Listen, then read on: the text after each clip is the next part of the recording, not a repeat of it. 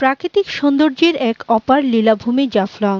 সেখানকার সবুজ ঘেরা পাহাড়ের অরণ্য, মায়াবী ঝর্ণা, বিস্তীর্ণ নীল আকাশের মেঘবালিকা আর ক্ষুদ্র নৃগোষ্ঠীর খাসি আদিবাসীদের জীবনযাপন যে কোনো মানুষকে বিমোহিত করে। দেশের বিভিন্ন প্রান্ত থেকে ছুটে আসা কর্মব্যস্ত মানুষ প্রকৃতির টানে প্রিয়জনদের নিয়ে এখানে ছুটে আসেন।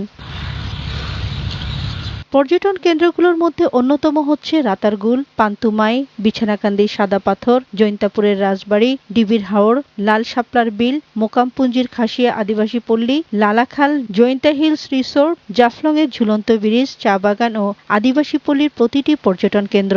জাফলং পিয়াইন নদী সংলগ্ন ভারতের ঝুলন্ত সেতুর সৌন্দর্য মুগ্ধতা ছড়ায়।